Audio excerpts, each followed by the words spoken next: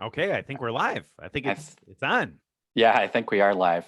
So, hey, while we're waiting for people to join and start asking questions, let's talk a little bit about the podcast question. So This people one asked comes up. us, Yeah, yeah, people every asked week or us two. about this. Ask us anything. Where is it available on in podcast form? That's easy to answer. The where is it available in podcast Super easy. form? Super easy. It's not. Nowhere.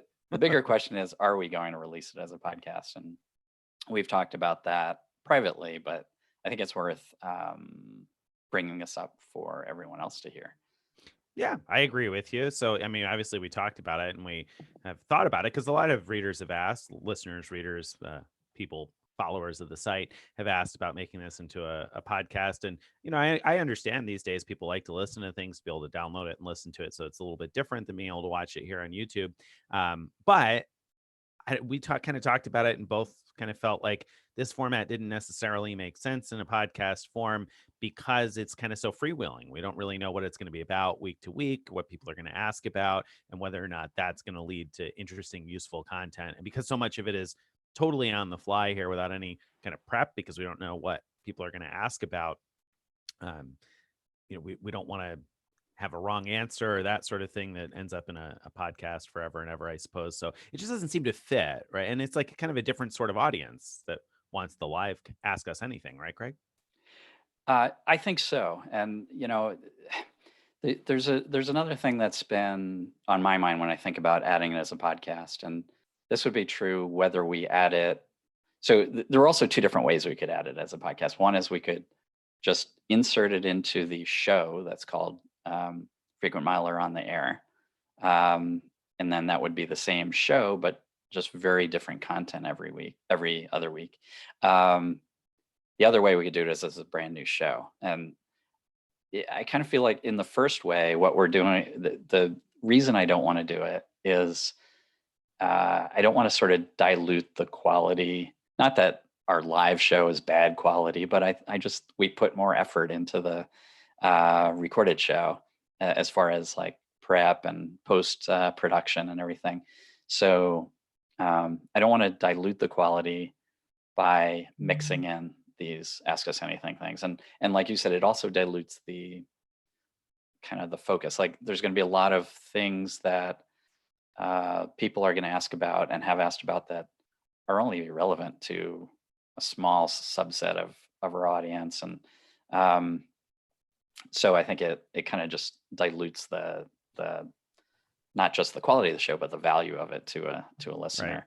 Well, and we find that people are constantly stumbling on the podcast. I think it seems the audience seems to be growing on the weekly Frequent Miler on the Air audience, and so there's at least a decent chance that there are people who are perhaps new to Frequent Miler listening in and following that. And if someone were new to Frequent Miler and kind of this world of miles and points and that sort of thing, I think it would probably be better for them to stumble on that Frequent Miler on the Air kind of planned broadcast where we're talking about a specific set of topics that were news from Right. that week rather than stumbling into a question like you said that might only apply to a very slim number of people and may not have as much relevance to their point collection journey. So yeah, I mean I agree. It doesn't make sense to be in there, but what about its own thing? Could we make it its own show separate? Yeah, I mean, so that could be done. We could pay to host yet another show.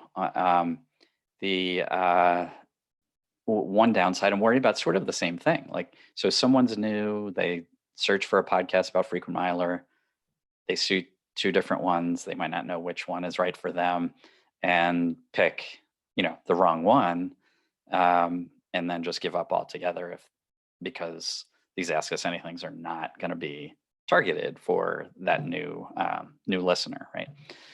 So I don't like that. I don't I don't completely hate the idea, so I'm open to it, but I guess I'm thinking, Well, I mean, on the flip side, so let me play devil's advocate because I'm sure that there'll be a reader or two out there, a listener or two out there who says, well, but you can write a description for the show, right? I mean, like somebody who clicks on it on Spotify or wherever it is they listen to their podcast can read a description of the show. So they ask us anything. I mean, you could pretty clearly explain what that's about in that introduction and then explain what Frequent Miler on the Air is about. And Frequent Miler on the Air is not always beginner topics. So sometimes those are kind of niche right? things too. So, I mean, couldn't we solve that problem? Yeah, to the extent that people read descriptions, I guess Right. that would work. Right. Right. I don't Yeah. know that people do, but I don't either. maybe. Maybe.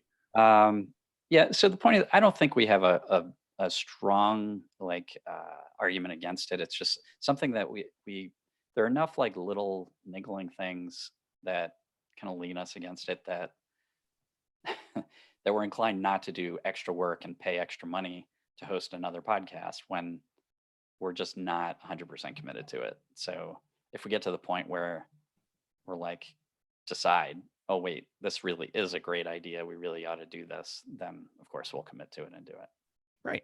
Right. So still up in the air. No, really at this point in time, I guess, but the potential that we could change our minds. No, with the caveat that, we reserve the right to change our minds and decide that it should be a podcast. But at this point, Right. it's going to be here on YouTube and people can watch it either live or watch it later on YouTube because it'll be there, in Right. perpetuity, so to speak. So you can always check it out later on if you're not available live. Yeah. And you can watch YouTube or you could put on YouTube and listen with your headphones. Right. I mean, I know that doesn't work in all cases if you don't have internet or whatever, but it can be done. Anyway, ready for let's go live here. Let's start answering questions. So Question we've got number 1. Kobe Jones. Kobe wants to know, how can I use my Amex business $200 credit other than buying a flight, since gift cards aren't an option anymore? Are there any other ways to use it? One or two. There's one or two other ways to use it. So we actually maintain a resource page that has lots of different ways to use it. So if you were to just Google frequent miler, Amex airline credits, what still works? That'll get you our page, or obviously you could search it on the frequent miler site too. And that'll give you a whole list of what works with various airlines, because it's not just one thing or another thing that works. It varies from airline to airline. In some cases, you might be able to book a cheap flight. In some cases, you might still be able to buy a gift card. And I don't know if that's actually true anymore, come to think of it. But in some cases, there are award fees that might trigger it. And again, it varies from airline to airline. Southwest is one you should probably check out, because I think that's probably a good option right now, especially since they're saying that you're going to be able to, at some point here, be able to convert travel funds into Southwest points. So if you go take a look at the data points anyway in that What Still Works post, I think that should have you pretty well covered. What do you have to add to that, Greg? Nothing. I mean, that was good answers. But so I'm gonna ask you the next question as well, Okay. because I think you're more prepared than I am to answer this. Yusuf asks, with the recent changes in AA award fees, does the new 60-day fee-free change apply to just AA flight awards or to partner awards as well? Well, I can see why you would think I'm more prepared to answer that. There was no question in my mind when I saw it that it would apply to all flights. So the fact that you've asked it now has me questioning myself. But my answer would have been, I believe it applies to all flights. It didn't say that it had to be American Airlines metal. So yeah, the way I took the change is that any changes you make more than 60 days in advance, whether it's to redeposit or change to a new flight, will be free. But within 60 days, you're going to end up paying a fee unless you have executive platinum status. And that's a negative change in some ways, because previously you could change the time and the date as long as you kept the routing the same. Right up to the day before departure. Nowadays, you're not going to be able to make that type of change to like the date and time, and avoid a fee anyway, unless you do it at least 60 days in advance. So I think it applies to both partner and American Airlines award reservations. There was no stipulation that I saw that made a difference there. That's my understanding too. Yeah. Yep. So that was a good question. Okay, sorry. I was just rereading that question there. I said that it was partially a negative, also partially a positive change, though, of course, because if you're able to change your plans at least 60 days in advance, then you can cancel altogether and redeposit for free. And previously, that wasn't possible for people with no status. So you could change the date or time, but you couldn't redeposit the miles. And so for someone like me, in my situation, I would typically like to be able to book something and have it on the books, and then I might make a decision on that vacation, usually more than 60 days in advance. So I'd love to be able to redeposit the miles and book something kind of speculatively, and I couldn't do that before, and now I can. So it's kind of a positive for me, but I understand why most people probably find it to be a negative. All right, question number 3 comes from Marcos Gonzalez. Marcos says, "Hi, until when can I use the Hilton Aspire Resort credit for restaurants?" So what's the answer to that one, Greg? So well, I'll give you the Yeah, answer in a so- second, but the way to get the answer to questions just like this is to search for Frequent Miler's COVID credit card enhancements guide. And that's where we list all of these major enhancements that were made for this COVID period. And so this one was specifically a question about the Aspire. So I'm going to jump down to that section. Let's August see. 31st. All right. I'm not going to bother jumping down to that section because we just heard the answer. The end of August. Yeah, you could use it at restaurants until the end of August, and it's worth noting that I've had a few places that I didn't even expect would code as restaurants that did. Now, that's not any kind of hidden secret. It's not like I had a gas station that coded as a restaurant. It was just more so there were some places like a farm stand that coded as a restaurant. I mean, they have a cafe, but I didn't expect that it would code as a restaurant and things like that. So I've been using that and been pretty happy to be able to get reimbursed on all of the restaurant charges I've used it for so far. So that's been great. Yeah. And I've done that with the Bonvoy Brilliant card. Used up the $300 credits in about 2 days or so. That's an exaggeration, but not by much. Well, I mean, it's very convenient for those of us anyway who eat at restaurants often. And I haven't been eating at restaurants, but I've been picking up food now more in the last 2 weeks than I had at all since the kind of pandemic began. So now I'm starting to pick up food a little bit more. And with that, I'm happy to let Amex pick up the check. Now, the other thing that I haven't done, I haven't synced up the Amex offer yet that's good for small businesses. That gives you $5 back on $10 spent at a small business up to 6 times. I've been tempted to sync that with my Aspire, figuring that a lot of those places are restaurants. Did you sync that offer? Was it around by the time you used up your restaurant credits? Does it stack? I did not. You don't? I applied it to a different card. I see. So yeah. Do you think it'll stack, or do you think they'll claw it back? Like if I try to use that Aspire and I'm getting reimbursed already for the restaurant, will I Yeah. also get the $5 back from the small business thing, or do you think they're going to claw that back on me? I don't know. My guess, well, I don't know. I would say it'll stack, but Amex has been ridiculous lately with clawbacks. So who knows? Yeah. It's it stinks because that's the card that I am using at small businesses right now. Right. So I'd like to be able to sync it to that card, but that's the reason I haven't synced the offer at all, because I just don't even know. I figure maybe I'll wait until after I've used up the resort credits and then decide whether I want to sync that to the gold or the Aspire. Anyway, we're getting off on a tangent here. Yeah, that makes sense. All right, what's next? So let's see. Is it Noman asks, are you aware whether Amex matches sign-up bonuses like Chase does? So I signed up. I am aware. Sorry, there was more. Go ahead. Yeah, there was more. Yeah, sorry. I wasn't positive at first either. So I signed up for the Amex Green a few days ago using FM's referral link, of course. Thank you very much. But then saw that Amex was showing a bonus of 45,000 membership awards just hours later. Oh, bummer. Yeah. So, well, first of all, the 45,000 is something that you see when you like open in a incognito or private browser or a new browser that you haven't used with Amex, that kind of thing. Often you'll find better bonuses by doing that with Amex. It often doesn't matter which link you use. You could use a referral link, affiliate link or a referral link or whatever. It just depends what browser and what condition the browser is in. But no, they're not known for matching sign-up bonuses. In cases where the new sign-up bonus is very public, you might be able to get a higher up, a supervisor, to issue you a goodwill bonus. Like they would never call it a match, but if you press them on it, they might be willing to give you like a goodwill bonus of like 5,000 points or 10,000 points, something like that, depending on the situation. But that situation would normally be if the public bonus that's advertised all over the place became 45,000 points, right? Then maybe you'd be able to argue that. But the fact is those increased bonuses like that they don't consider them public because you can't just easily, well, anybody can't just click through and find it. You have to be targeted, which, as Greg says, often has something to do with the browser you're using. And just to be clear on this, we always have the best publicly available offer on the Frequent Miler Best Offers page. So if there is a direct link to a 45,000 point offer, that's always what we work to have on the site.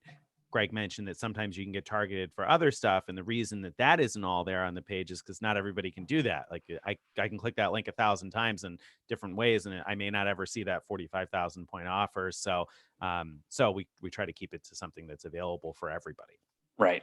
But, it might be worth just trying saying, Yeah. hey, I clicked through and saw that I was targeted for a 45,000 point offer just days after I applied. Can you match me? And then when they say no, can I speak to a supervisor? When the supervisor says no, then you say, would you be willing to extend me a goodwill, uh, some goodwill points, and then Yeah. see what they say. That's true. So, I often say you hit 0% of the balls you don't swing at. So, it's probably worth taking a swing and trying. But like Greg said, it's not like Chase or Citi where they're, widely known to match, unfortunately. right. All right. Now we've got Trey Dial who asks, does Simon Mall have plans to eventually bring back the $1,000 Visa gift cards to their malls? If so, when? Yeah, I had actually marked your question for question of the week this week if it didn't come up today during the broadcast. So I'm glad we're getting to it now because I definitely thought this was something worth talking about. So do they plan to bring them back in the mall? What do you think, Greg? Well, so that means they're not currently in the mall. I haven't even been tracking Yeah. this. So, all Um, right. Okay. So some malls before, like as the pandemic first kind of hit, a number of malls ran out, and mhm. the the I don't know. What we were told, let me put it that way, is that that was just a supply issue. And so they are not a supply issue in the sense of materials from China or that sort of thing, some of the speculation that went out there. But they were working to get more into the malls and they were expecting to have more by the 1st of May. Now, this was in February before everything shut down, as I recall. And so it was like, yes, it was in February, in fact, because I made my last stop at a Simon Mall that still had them at the end of that month. So anyway, they were expected to restock by May 1st. And then, of course, everything shut down. And certainly when they told us that back in February, they didn't probably anticipate that all of their malls would be closing. So I don't know what their timeline is in terms of getting the cards back. I fully expect that they are going to sell those in the mall again, though. I mean, that was they were pretty excited about the opportunity to offer those to manufactured spenders. They've really welcomed the community with open arms, and they had the plans to sell the online cards. And that was something that was, I think, originally scheduled to happen later, but they brought that online early because the malls all shut down. And so they wanted to be able to make those available to people. And so that's why the online purchasing kind of rolled out really fast all of a sudden, because it wasn't on the original timeline. So yeah, I expect the malls will get the $1,000 cards back. I'm not even positive that all of them that none of the malls have them right now. It's possible that some malls may still have them because again, they were running out of supply in like February and they were expected to get it by the 1st of May and then they all closed down in March. So I would assume that maybe some of those malls that have reopened just don't have the supply back yet that they were expecting to have the 1st of May because everything, kind of closed down for a while. So I expect maybe they'll see those soon, and maybe some of those malls that still had stock when the pandemic shut things down still have it now. I don't know. Yeah, but in the meantime, is the free shipping and the discount on the fees still valid Yeah, I can't for remember what the online orders? I can't remember what the end date is on that. I Mhm. think it was the end of this month, and so now I'm going to check while we're on here. Okay. But yeah, but there was a code for 20% off on the activation fees and free shipping, free ground shipping. That is for people who are buying via the bulk program. Now, in order to buy via the bulk program, you do have to register with Simon, which is a little bit more, I don't know, maybe you'd say intrusive than other websites where you might buy stuff because they're willing to sell you $25,000 worth of gift cards at a time. They ask for your social security number in order to verify your identity. The process takes a few days. It's manual. Someone's physically going through and checking it out to make sure you are who you say you are. And yeah, that code expires on July 20th. So it's JUL 4, the number 4, HOL20. That code will give you 20% off purchase fees, free ground shipping, limited to 10 orders per customer. You can find that easily just by going to thefrequentmiler.com and in the search box typing in Simon. It's the first post that's going to come up. So that has and that makes it not such a bad deal to buy online, as long as you're buying like at least 10 at a time anyway, because when you take the 20% off on the fees, even though you're adding the $10 in activation fee, it works out to be almost the same as buying in mall. Yeah, and I think the main downside of buying online now is if you need to split the tender across multiple cards. They just don't Yep. allow that. Yep. So, it works great if you have very high limits and you want to Right. spend that much on a card.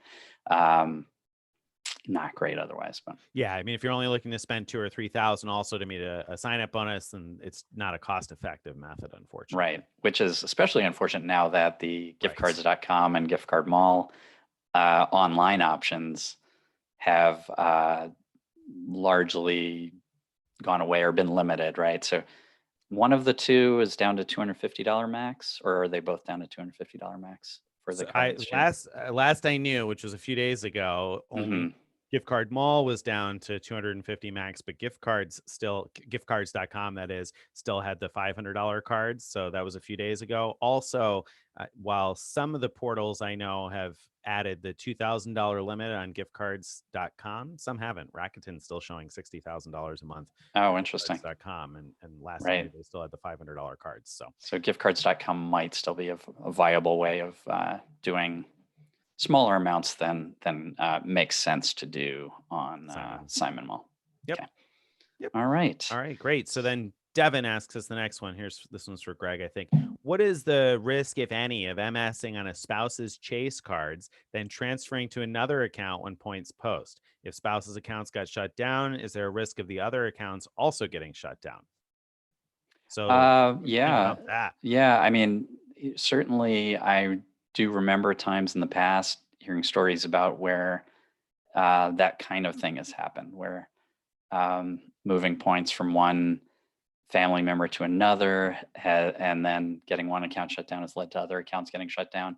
I don't remember that in connection with MS though, with manufactured spend, but that doesn't mean it doesn't happen. It's just nobody's necessarily told me about it, or I just don't remember. But it used to be like when the Ultimate Rewards program first became a big thing because the Sapphire Preferred came out, and they used to let you transfer your points to anyone, and they ran into problems with people like selling points and doing a lot of things that they didn't want happening. And I think that a lot of the problems came up, the shutdowns came up during that period when they realized that people were using the points not as intended.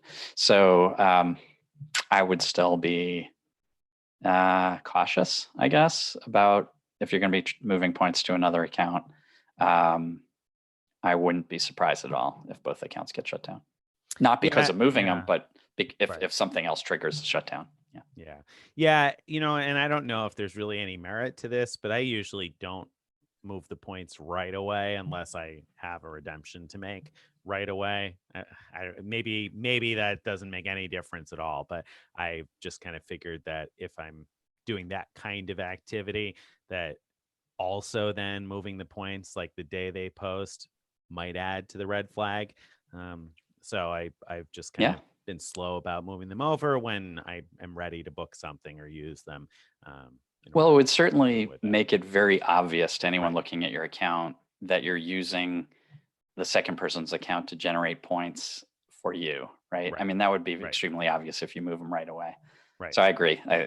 Waiting to move them makes a lot of sense. Yeah. And if we've learned anything over this last day here, if you've read the DOT complaint or the response from American Airlines that came out over someone who complained about miles, and the short version of the story is the miles that were being earned with the city credit cards, and American Airlines had shut down a lot of accounts. If you read through the response that's been published today in a number of places, 1 Mile at a Time, Wandering Airman, etc., you'll see that American is looking very closely at people's activity and connecting a lot of dots in terms of, how deeply they were looking into the activity that people are doing. So I think the things that make it, more obvious are probably smart to avoid. I agree. All right. All right. Question 7. Larry asks, how hard should I hit my office spend, considering I only have a 5K credit limit and I often can spend 2K in a trip? Is running up to my limit too much and asking for trouble? What do you think? Well, my perspective really is Greg's perspective on this, because I feel like I have inherited what he has preached on this for a long time. And that is that when the issuer has set a speed limit, I think it's relatively safe to follow what the speed limit is, right? So in this case, they've said that you can spend up to 25K per year if you have an Ink Cash. Let's say you have an Ink Cash card, right? You can spend up to 25K per year at 5x.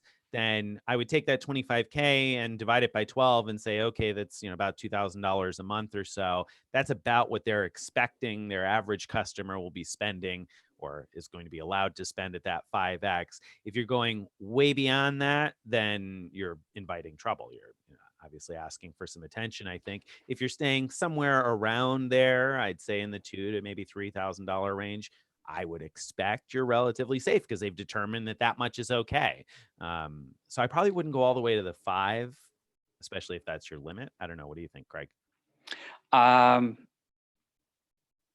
would I go Might all the be way to the okay 5? I with agree with everything you said, but I don't think I'd be too scared going all the way to the 5 or very close to the 5. I personally wouldn't, but I mean, I have an Ink Plus, so my Ink Plus has a $50,000 cap on that, so that comes out to like $4,800 a month. So I've definitely done that much, or a little bit more. I've probably done 6 or maybe 7 but your a month limit's probably before. higher. It is, yeah, it is higher. So that might make a difference. Yeah, I mean, in terms of the limit, I'm not really sure that that's a huge concern. I feel like I've used, especially with Chase business cards, I've used up most of the limit on those in the, well, I'd say it's not it wasn't a huge concern anyway pre-pandemic.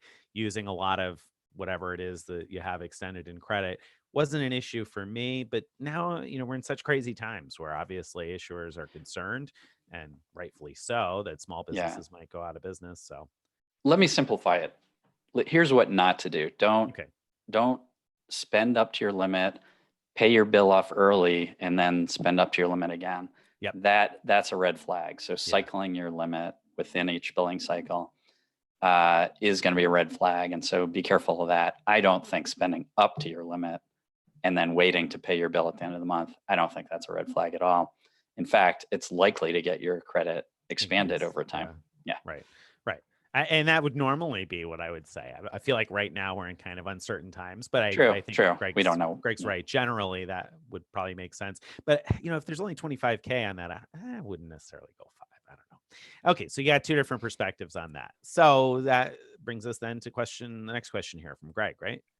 Not from Okay. you, from the other Greg. From Greg, yes.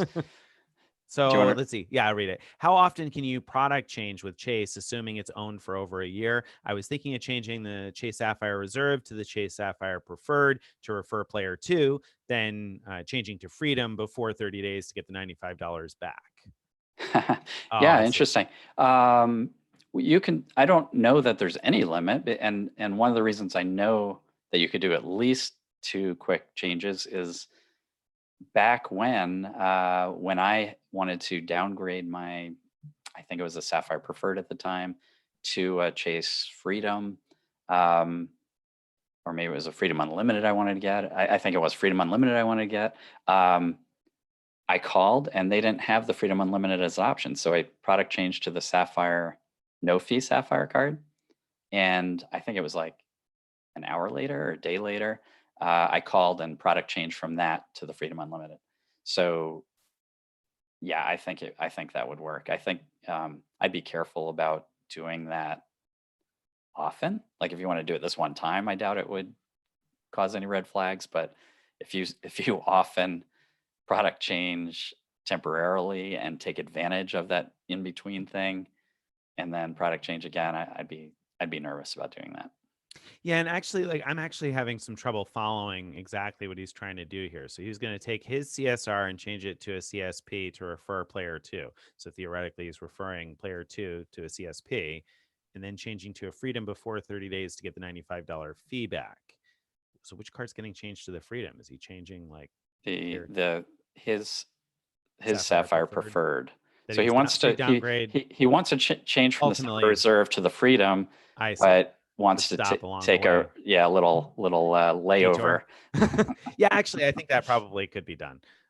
Yeah, like Greg said, I wouldn't make a habit out of it. But Is it a layover or a stopover if it's less than 30 days? I mean, if it's less than 30 days, it's clearly a layover. Layover, okay. Yeah. Stopover would be more than 30 days. That's only available with some programs. So right. Okay. Right. Another question from Yusuf. I have 6 days from my flight to Doha on Qatar until my check-in time at Waldorf Astoria, Maldives. Any recommendations for where I should go around December 25th this year if I am to be at Mali on January 1st? Okay, so basically around the Christmas holidays, he's got a gap. What should he do? So this is pretty wide open then. So I'm trying to figure out. So he's flying from Doha to Male on the 1st, and so he's got 6 days before that, like from December 25th until then to fill. But like, when's the flight to Doha? No, I got the impression that he's flying to Doha on around the 25th and checking in to the Maldives on January 1st. That's how I'm reading that. Right. So he's got 6 days. He's going to be in Doha. In Doha or wherever, somewhere else that's easy to get to from there. From Doha, yeah. Well, I mean, I feel like this question is particularly difficult to answer right now, not really having any idea what flight schedules are going to be come December, like and where you'd be allowed to be. Yeah. No kidding. I mean, because we could make some speculations based on where you're allowed to go today, but goodness knows I have no idea what that's going to look like come December 25th. I mean, right now, if you're coming from the United States, there's obviously a number of restrictions. So right now you wouldn't necessarily be able to go to Europe if you're coming from the US. Now, I have no idea what the restrictions are in terms of leaving Doha. So like if you're originating there, you've been there for a few days, I have no idea which countries can you go anywhere you want, or there's some countries that won't let you come in. I don't know what the restrictions are. I don't even know if Doha allows Americans in right now. No idea. And I have no idea what that's going to be like in December. Right. So just, camp out in the airport for the 6 days. That'd be great. No, I don't know. Hard to say. I mean, I would tell you that one thing you could look at, I've looked a little bit lately at these, not for myself, but more so out of curiosity, at these travel packages. So Travelzoo has been selling a whole bunch of different Maldives hotel travel packages, and they're pretty inexpensive for paid rates. So there's a Curio Collection Hilton property. I can't remember the name of it right now, but it's been on Travelzoo, and for 7 days, including breakfast and maybe one dinner or something like that, the room and the transfers, I think, from the airport, it was like $1,800 or $1,900. So for 7 days in the Maldives, that's a pretty good price, even if you weren't including the $350 transfers from the airport. But when you're including that too, and breakfast and a dinner or something, and I think 20 drink vouchers or something like that. Don't quote me exactly. If you Google Travelzoo Maldives, I'm sure you'll find the details. But anyway, there are some relatively inexpensive packages right now that hotels are selling through Travelzoo or even directly. So you may be able to spend a few more days in the Maldives if that's an option. I think that's a really good idea. All right. We've got let's see. So Yusuf said the segment from Doha to Mali isn't booked yet. Oh, so you're arriving in Doha around the 25th, and you haven't. Okay, just confirming what we were guessing. Yeah. Yep. Okay. All right. Good. So speaking of that, what has your feelings changed at all since we talked recently about upcoming travel? Do you have anything newly booked in these last couple of weeks here since the last time we had one of these lives for future travel for you? No, I think I'm still where I was before, which is, I do still have the Big Sur Hyatt property booked for end of August. And very much looking forward to that. That will be most likely, almost certainly, our first flight during the COVID era. Right. Yeah, I mean, we'll just be very careful with masks on the whole time and all that kind of stuff.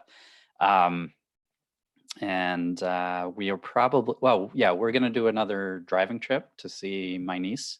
So Oh, that is a nice. new thing, I guess. So we're going to do that in a few weeks. So Road trip. Nice. she's actually she's in upstate New York. So Oh, wow. it's a small state. So we'll Right. It's got to be wave to you. next door. Upstate New York. It's all one thing, and it's just an extension of the skyscraper, right? If you listen to any New Yorker, meaning someone from the city, right? Then yeah, Upstate's all one thing. Upstate's everything else. It's kind of a big state. So all right, that brings us to another question here. I see, is it Julie? Julie Travels asks, Marriott issued my anniversary free night well before the credit card annual fee posted. I'm probably canceling the card. Does Marriott pull back the free night certificate? So that's interesting. I'm betting that she has the Chase credit card because I'm pretty sure that the Amex Marriott cards only post the free nights well after your annual fee. Safe bet. Yeah. So I'm 99% sure you will not lose your certificate.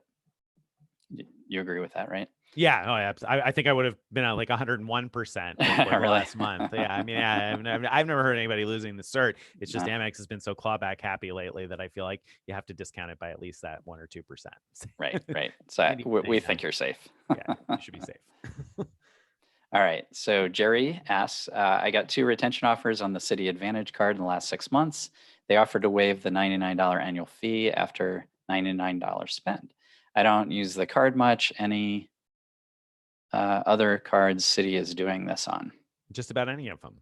Citi's always been pretty generous with retention offers. So a lot of people will regularly call in and ask if there are any retention offers available. And Citi's typically pretty good about giving those offers. Sometimes they can be quite lucrative and offer quite a few points. So it's worth calling in and checking. And you can often, in my experience anyway, you can often call in and talk to one agent and have them check multiple cards in terms of, do you have any offers on this card, that card, or the other card? So it's always worth asking. If you don't ask, you're not going to receive. And it's typically not something that's up to the agent's discretion. They're going to either see an offer in the computer or not see an offer. And now they might first give you an offer that isn't as good. So you should ask them, are there any other offers? And then if there are any other offers, they'll tell you what they are. And you might have to kind of write things down and do the math quickly in your head to determine which one is more valuable. But they're going to tell you whatever the computer sees. They can't make up something additional or, add something on top, so to speak. Whatever the computer tells them they can offer is what they're going to offer. Yeah. Have you had any good offers lately? I haven't called lately, but I just want to add to what you said, which is not only will there often be other offers, there's almost always other offers. And so you might be a little embarrassed to do this. I've always felt a little bit weird about doing this, but saying, they tell you an offer that sounds good. Then you say, oh, that sounds good, but are there any other offers? And they tell you something else. And then you say, are there any other offers? And they tell you something else. Often there's like 3 or 4. And definitely write them down. Like be ready with your computer or a notepad or whatever to write them down, because they're often confusing. And so trying to figure out which one is best for you can be really tough. So there'll be something like, spend $50 a month for 3 months and you get this, or I don't know. It's just stuff that it would be very, very hard to do in your head to figure out which one you want. Well, and on that note, actually, one thing that I do to prepare before I make that kind of call is I Google Flyer Talk Citi retention offers, because there's a thread on Flyer Talk that'll have all of the recent retention offers, and people constantly report those retention offers. So if you look at the wiki, you can see what the retention offers people have been recently offered, and it's rare that I get offered something that someone else hasn't already reported being offered. So I usually look through and I see, okay, these are the different ones. And maybe I won't get all of the same ones that everybody else got, but I'll at least have an idea of what the 4 or 5 general current retention offers are and which one of those I want the most and which one I'll take if that one's not one of my options. That's a great suggestion. Yeah, great suggestion. That would solve me a lot of work if I did that. All right. So then that brings us next up to Larry. Larry asks, regarding MSing, do you have any thoughts on how much extra spend would get you flagged? Like how slowly or quickly do you recommend starting out? And does the number of years you've had the card or relationship with the bank matter? Good questions, Larry. What do you It is think, a Greg? good question. I don't have a good answer though. I mean, I think yes, the number of years you've had the card, your spend patterns with the card matter. The particular bank matters as to how sensitive they are to manufacturing spend. Um, Clearly, you sort of know the general advice of when you're going to manufacture spend, start relatively small and over time work your way up. I think that's good advice. But as far as having any specific numbers, I don't have any. I would repeat what I said before, which is a red flag is always when you cycle your limit. So you run up to the amount of spend that you're allowed and you pay off your bill early, you run it up again. That's always going to be a flag. So if that's something you intend to do, first of all, be prepared. Some people believe it's fine to MS until you get shut down, and if you don't get shut down, you weren't MSing hard enough. if that's not me, but if that's you, then just be prepared. That is what's going to happen Right. eventually. Right. And so there's not an easy number. I mean, there's some people that do massive amounts that are hard to imagine, and there are some people that get shut down when they've done what seems like not all that much, relatively speaking. So like Greg said, it really does vary. It's hard to just give anybody an exact number. But another thing to consider, I always tell people, is there's obviously some risk. And so we've written about it, we've done it. We've obviously accepted some of the risk in terms of shutdown. I know that certain accounts might get shut down tomorrow. And if they do, I know I'll feel disappointed, but I also know that I won't cry myself to sleep at night because life will be okay. I've earned a number of points, and there'll be other avenues to earn points in the future. Now, if you are going to cry yourself to sleep over it, then go much easier, and consider the other ancillary things. Like somebody asked earlier, what about your player two's accounts getting shut down? And that's something worth considering. There was a story we got from a reader a while back at an event where his account had gotten shut down, and because his wife was a joint account holder, her account had gotten shut down, and because she had power of attorney on her very much older retired parents' retirement accounts with the same bank, the bank had closed her parents' retirement accounts, and they had to find a new brokerage for their retirement accounts. So those kind of shutdowns certainly can expand to other people if you're involving other folks too. So also consider that, I guess. And I don't say that to be too scary. I mean, I earn a lot of points to manufacturer spending and probably still will, but it's worth considering all of those things, that a shutdown could not only affect you, but other people that you've kind of brought into your web. Right. Good. All right. Larry has a follow-up. Oh, no, it's a different question. With COVID cases rising again, do you see the airlines and hotels doing another round of extensions on certificates and elite status? I don't think yet, right? I mean, it's like we've already gotten, well, so elite status has already been extended until like 2022. I don't really think there's any need to go to 2023 yet, because nobody knows what 2021 is going to be like. So I feel like the elite status game, that's already pretty well been extended, and I don't think anybody is probably in any hurry to make it any easier to qualify this year, because I think whatever the travel market is, it's going to be, and I think they've set their bars. So I don't really see anything changing there. In terms of extending certificates, though, one specific one that we've gotten a question about a number of times, I'm curious what your thought is, Greg, is Marriott extended free night certificates until January 31st of 2021. So if you had a free night cert that was scheduled to expire next week, it's extended until January 31st of 2021. I'm sorry, not 2021, 2021. I'm sorry, but got confused for a second there. Do you think they will re-extend that? Because that's, it's only getting you a small amount of extra time on those certs, especially if you had one expiring maybe a few months from now. You're only going to get a couple extra months on the extension. Do you think that they'll extend that certificate again? And do you disagree with any of what I said so far there? I don't disagree with what you said.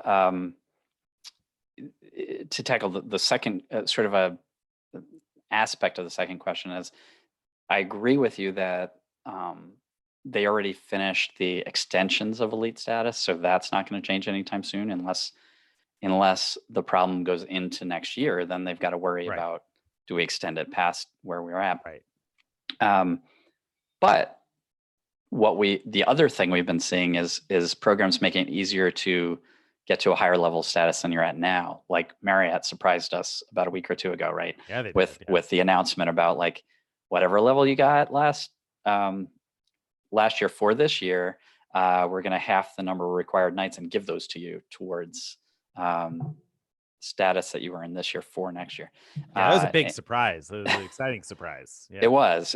And so I would just sort of following that trend, it wouldn't surprise me to see maybe not similar announcements, but other announcements from other programs to make it easier to get to status. And so look at Hyatt, for example. They had their thing where you could spend extra on the credit card to earn 3 elite nights instead of 2. What have you done for us lately? Yeah, I mean, I see. Oh, is my mic still working, Greg? I lost my sound there all of a sudden. Or you lost your mic. I don't know which it is, but okay. So yeah, Carrie can't hear you either. So something's up with your mic. Nope, can't hear you. So in the meantime, while Greg is figuring that out, I think I just heard something. Oh, yep, you're back on. How about now? Yep. Yes, but it's coming through the webcam. But that's better than. Oh, nope, gone again. Okay. So you keep working on that. I still can't hear you, Greg. On that note, I would say Hyatt, I think, specifically said in their announcement a while back that they realized that there would need to be modifications to the elite status earning requirements this year, but it was too early to say what those would be. And so that was their specific wording in their response to that. So I think that they fully intend to update the elite status requirements, and theoretically, I would say probably reduce those requirements at some point this year, and they haven't done it yet. I don't think it's just the credit card. I think they're going to add something else to make it easier for people to qualify for status with Hyatt specifically. I just think they haven't announced it because they don't really know what travel for 2020 looks like yet. All right, I think you're back. Can you hear me now? Yes, I can. Coming through the mic. That's good. All right. So what happened was the microphone arm just decided it was tired of holding the microphone, and the microphone swung around. And when I put it back upright, I apparently hit the off switch. It took me plugging and unplugging things, including the camera, as you saw me go away, to finally realize, oh, it's turned off. Well, there we go. All right. So yes, I agree. Probably we will see some sort of additional adjustments, perhaps in terms of elite status requirements for next year. I was saying maybe I think Hyatt will reduce the elite requirements in addition to what they've done, or we'll see things like extra elite qualifying nights for hotel stays and that sort of thing. But what about the certificates, like those Marriott certificates? Do you think they're going to extend those again? I mean, probably not, but I don't know. It just kind of depends how long these things go. Maybe I don't know. Yeah. let's say I don't know, and also I don't care that much because, and the reason is that Marriott has been good about if you call and say I haven't been able to use my certificate, they're good about extending it for another year. So I'd rather not have to call, but at the same time, I'll call if I have to. So yeah, not that worried about it. Right. Agreed. All right. So then let's see. Next question up. Where were we here? David asks, just changed my itinerary, adding an extra stop. So now my one flight lands after my other flight leaves. Changing to a different day where there are flights that work cost more points. Options? Well, if AA made that change, then they will change you to a flight combination that works for free, but you probably won't be able to do that yourself online, or you might not be able to do it yourself online. So call them and they'll get it sorted out for you. In fact, that's a great opportunity to get a flight that would have cost more points from the get-go, like a preferred flight if there was a nonstop, for example, that you didn't book because it wasn't available at that price or that award price. Then call and say, hey, here's what you did to me. I'd rather be on this other flight. Can you put me on there? And they should be able to do that. Yeah, agreed. That's the best solution there. All right. So Yuri asks, I've got my Hilton free night posted and the points from first statement posted, 24,000 points, but the points from second statement didn't post, 73,000 points. What do you think is going on? I mean, I think that Amex is taking a closer look at what people have been spending their money on and deciding that they don't want to award points for people who've been spending money in ways that they don't like, which I think seems kind of unfair. But lots of people have had that issue where the Hilton points or the points from grocery spend in general either haven't been posting, or as you saw with Steven's post the other day, Amex has clawed them back in very large numbers on people. So I think probably they don't intend to award the rest of those points. I think they were probably, if you call, they're going to tell you they're investigating. And I was pretty confident that that was going to go okay once people started getting their points, but now I'm much less confident that anybody's going to see those points. Now that's assuming that Yuri was buying gift cards at grocery stores, Which seems like a safe assumption if you earn 73,000 points in a month. So if I didn't know Yuri, I'd say that's a safe assumption. And since I do, I think that is a safe assumption. So if you were buying gift cards and you earned that 73,000 points by buying gift cards, I think likely you're not going to see the points, unfortunately. And I don't think that's fair, but I don't. Yeah, I think you're probably right. Yeah. There are probably some big families that have gotten around that many, though. At 12x, you're talking about a few $1,000s. So if you spend, I mean, you're talking you'd have like to spend a lot. $6,000 in a month. Yeah, I mean, you have to have a hungry family. So, yeah, I mean, I didn't do that much. I did like a couple thousand, and my points posted. So, but again, it was more like your 24,000 point amount. It was an amount more like that was not so huge that it was totally unreasonable. So, hopefully Amex isn't watching this, Nick. I didn't say that I didn't do $2,000 in food. I just said that I did less. I have a hungry family too. All right, we'll go with that. All right. All right. So next question comes from Yusuf again.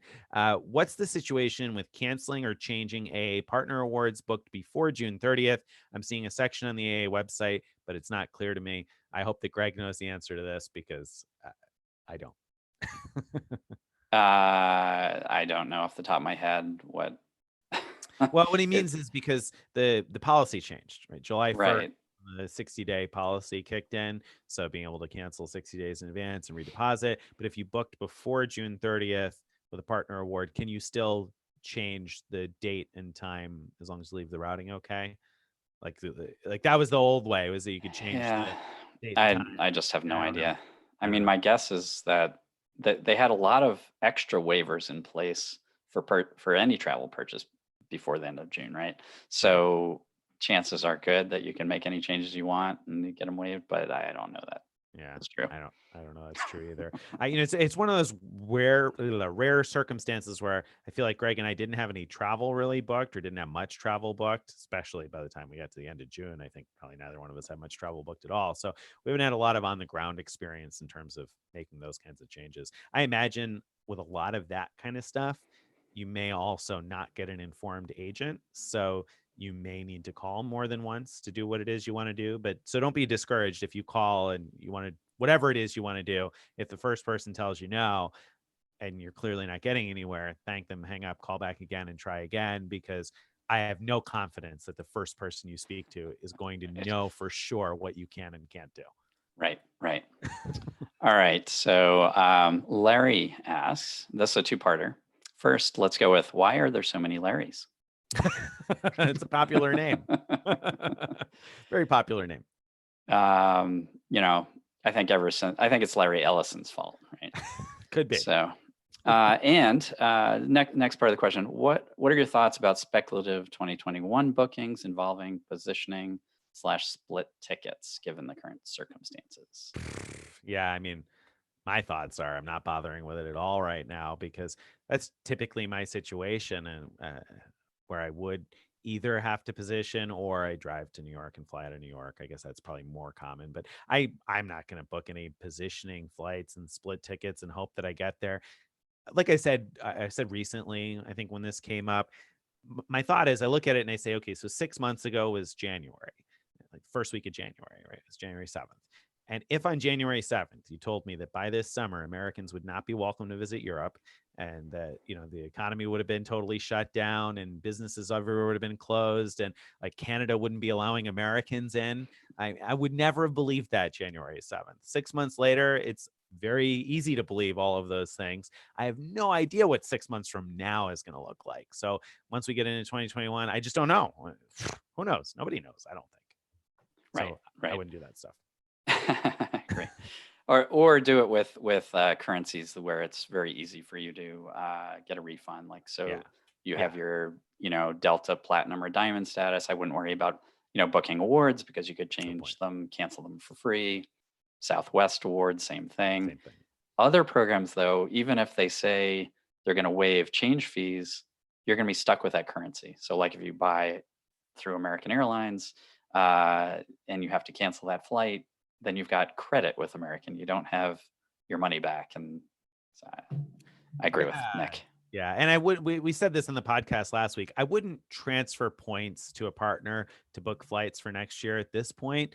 I mean, unless it's something that I really, really want and I feel confident that my crystal ball is better than everybody else's, I probably wouldn't be transferring points from like membership rewards or ultimate rewards to a partner. If you already got the points in the partner, I mean, go ahead, book your speculative stuff if the cancellation policy is going to match, but I wouldn't be in any hurry to transfer a couple 100,000 points into an individual airline program today. Agreed. All right, lightning round. First question comes from Jake. Jake says, due to possible risk of shutdown, I'd like to transfer a lot of Citi thank you points to airline partners. Exactly what we just said we wouldn't be doing. But if you think you're going to get shut down, then this does seem like a fairly smart preemptive measure. So what airline program would you recommend, Greg? Oh my God, this is totally the wrong question for a lightning round because this requires... I tried to ask it slowly so that I'd give you another second to think. Try to stretch that last line out. Which program would you transfer to? Yeah, I mean, the problem is so you've got Turkish with incredible awards, but God knows if that'll last. And you've got Life Miles with good priced awards, but who knows if that's gonna last? I wouldn't want to invest in that program if I didn't have to. Virgin Atlantic, similar, like they have some great sweet spots, but do you really want to invest in that program right now? I You don't have an answer at all. I don't know. All right, you got to transfer him. You're going to lose him tomorrow. You got to transfer him. Pick one. Ticking down. Time's ticking down. Pick one. Which one would it be? I would do. If I didn't already have a huge balance, I'd do Virgin Atlantic because I'm at a Delta hub and I can use it on Delta. There you go. All right. So I would do Life Miles. Now, that might be a surprising pick because Turkish has the best deal for United flights. And so I'd be very tempted by Turkish, but I don't know what's going to happen with, I don't know. I have no idea what their financial situation is either. And with Life Miles, the one thing that I feel like I can somewhat count on is that I bought miles in the recent sale. And by buying miles in that sale, one of the things they guaranteed was that you were locking in the award chart, the current award chart, through at least the end of January. And so that means that through at least the end of January, I'll be able to book a year out and at the current prices. So I would transfer them to Life Miles because I know I've locked in the award chart through at least January, and probably I'll be able to book a flight in December of 2021 somewhere with Life Miles. Life Miles. What I want to know is, what does it mean to lock in an award chart that they don't adhere to? Yeah, I know. I mean, not much, but although luckily they adhere to it. Like when they stray, it's in the beneficial direction for us. Exactly. So I know what the max price is going to be. It's just a matter of what the we're failing on the lightning part of lightning round. All right, Yuri asks, any news on Southwest credit to points conversion? Nope. I think it's going to happen, but no news. No news. All right, we caught up. Okay, next one. Yeah. Hi guys. Do any of you still MS grocery store bonuses or grocery store bonus? If so, what cards do you recommend to use, being Amex is doing so much clawing back? Thanks. Ooh, so do you MS any grocery store? And if yes, what card? I don't currently, but I would feel comfortable doing the Premier 3X now. I'd probably be, well, whether Amex Gold, I don't know. That's a little dicey now. I knew that's what you're going to say. Yeah. I mean, generally, I would feel comfortable with the Gold because they have the speed limit in place. So as long as you're following this, it's not uncapped. So as long as you're following the limit they've set, I would ordinarily say I feel comfortable with that. But given the last week's developments, I guess I would give that one a rest. And Citi Premier or maybe one of the Chase Marriott Bonvoy cards this month, because they still have the bonus through the end of this month. Of course, again, you're capped there, but those would be the best two options that come to my mind. That sounds good. Okay. All right. Do you have experience with the SBA's COVID-19 economic injury disaster? Approximately 4% loan. How reported for self-employed? I don't usually carry a balance and have no experience with 0 APR loan cards.